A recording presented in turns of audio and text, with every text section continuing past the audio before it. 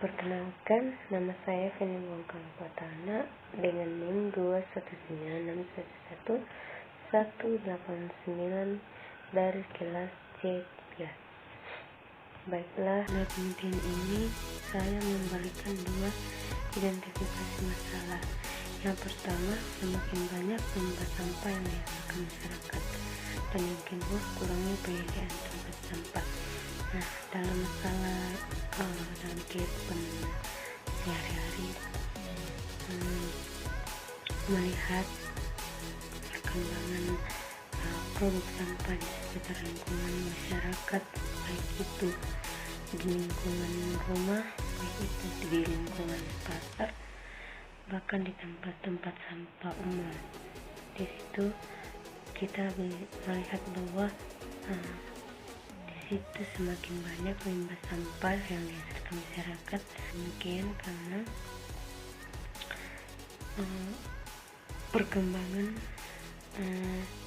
perkembangan masyarakat ini semakin pesat.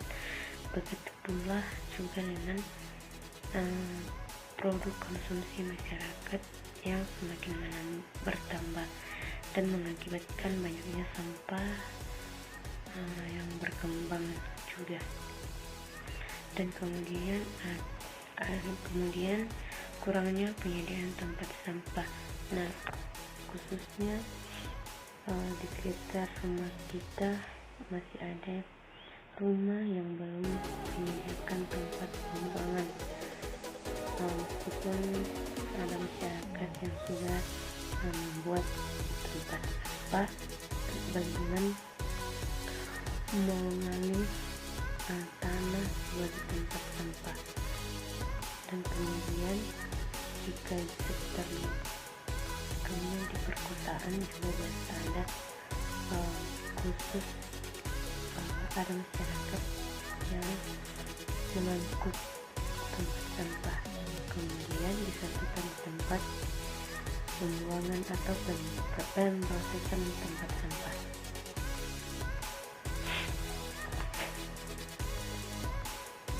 Nah, dari identifikasi masalah yang sudah kita bahas, mengenai latar belakangnya, sampah merupakan salah satu permasalahan yang harus untuk diperhatikan. Sampah merupakan bagian yang tidak dapat terpisahkan dari kehidupan manusia, karena pada dasarnya semua manusia pasti menghasilkan sampah. Sampah organik merupakan jenis sampah yang relatif cepat mengalami penguraian. Sampah organik terdiri dari dua macam, yaitu sampah organik basah dan sampah kering. Dua, sampah anorganik. Sampah anorganik merupakan jenis sampah yang sulit untuk diuraikan dan membutuhkan waktu yang cenderung lama.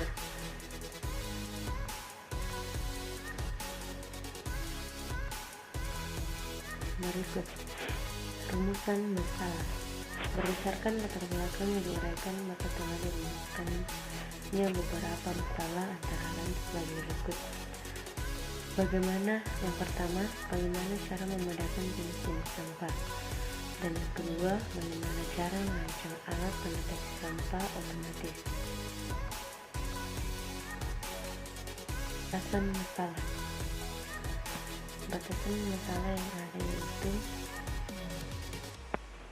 masalah yaitu mikrokontroler yang digunakan adalah Arduino, sensor yang digunakan Arduino, kemudian sensor yang digunakan untuk mendeteksi adanya pancaran sinar inframerah dalam suatu ruangan, kemudian menggunakan sensor ultrasonik untuk menentukan volume sampah dan kondisi tempat sampah, dikirim menggunakan protokol MQTT ke website petugas sampah. Dan yang terakhir, bukan hanya membahas tentang kemampuan suatu alat untuk melakukan perencanaan kembali. Kemudian Bagaimana mengintegrasikan antara Arduino Uno dengan sensor ultrasonik agar dapat memantau volume sampah dalam tempat sampah berdasarkan perhitungan jarak maksimal permukaan sampah dengan sensor. Kemudian ada tujuan penelitian.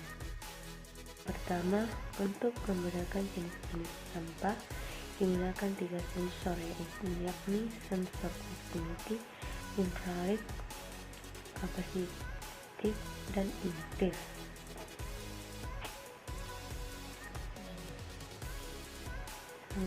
Yang kedua, mengintegrasikan antara Arduino Uno dengan sensor ultrasonik agar dapat memantau volume sampah dan tempat sampah berdasarkan perhitungan jarak maksimal permukaan sampah dengan sensor.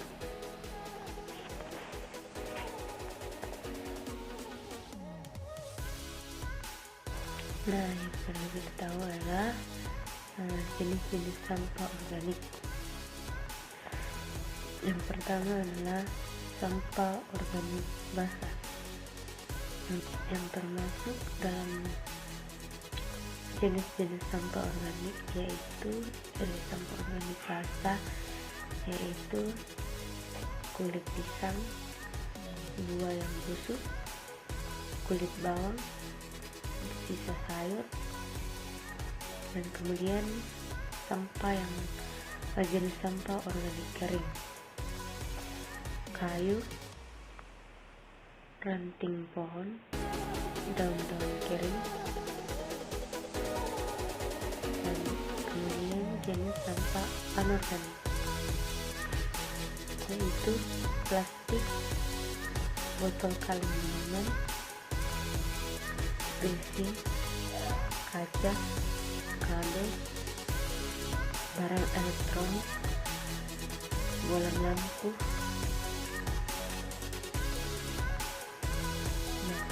Yang menjadi kendala masyarakat dalam mengolah sampah yaitu yang pertama, semakin banyak sampah yang dihasilkan masyarakat,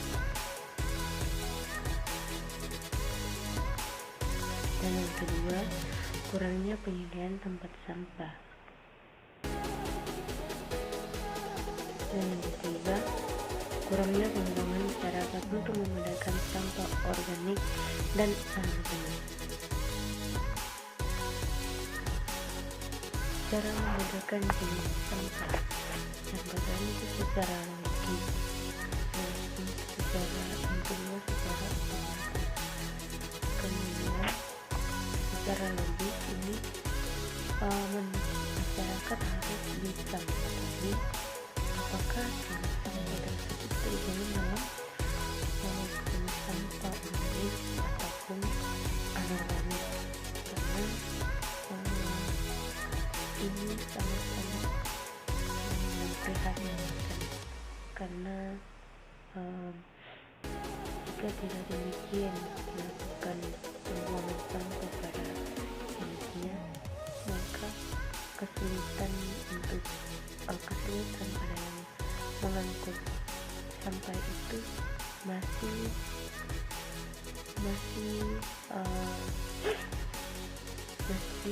memisahkan sampah, sehingga membuang waktu hanya memisahkan sampah.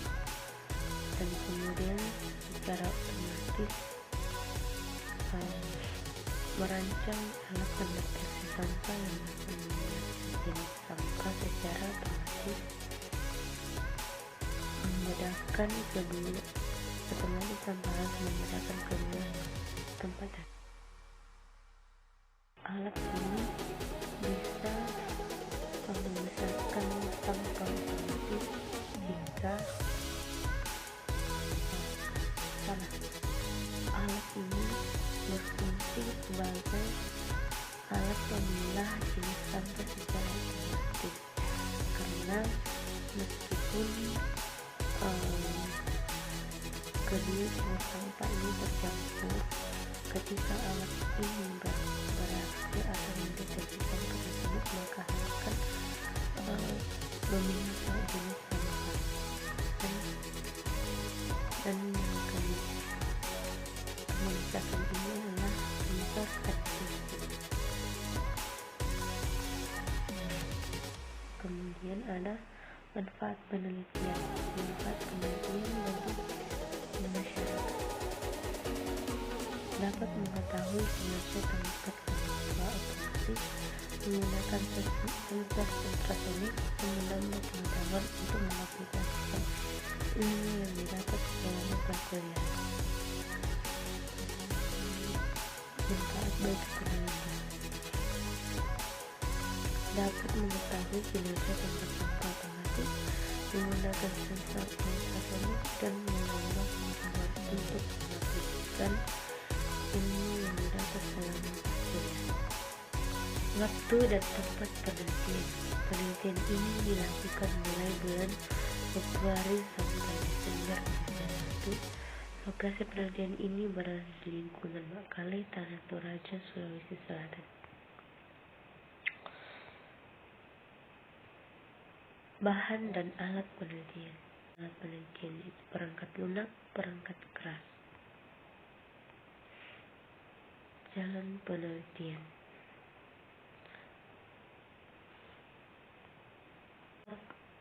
Yang pertama ada tahap pengumpulan data. Dalam pengumpulan data, metode yang digunakan yaitu data sekunder dengan melakukan pengumpulan data melalui studi pustaka, naratif, review sesuai dengan data yang diperlukan. Analisis data.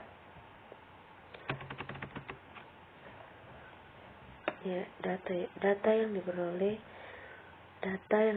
dari hasil perancangan alat pendeteksi sampah organik dan anorganik berbasis mikrokontroler Arduino Uno dengan menggunakan sensor proximity dan non-MCU. Ini dirancang untuk memudahkan masyarakat dalam memisahkan jenis-jenis sampah. Kemudian tahap perancangan. Tahap perancangan dimulai dari pertama persiapan, dan yang kedua rancangan spesifikasi komponen dan rangkaian alat, dan yang ketiga perancangan rangkaian, dan yang keempat pembuatan jalur pengangkatan, dan kelima pembuatan konstruksi rangka, dan keenam perakitan, dan kemudian uji coba. Kemudian tahap implementasi. Tahap implementasi sistem adalah prosedur yang dilakukan dalam menyelesaikan konsep desain sistem yang telah dirancang sebelumnya agar sistem dapat beroperasi sesuai yang diharapkan. Kemudian jadwal penelitian. Jadwal penelitian ini dibuat supaya peneliti bisa melakukan penelitian sesuai dengan jadwal yang telah dibuat. Tahap persiapan, dan yang kedua tahap dalam pengambilan data, analisis data, pembuatan laporan, dan seminar hasil yang dilaksanakan pada saat ini.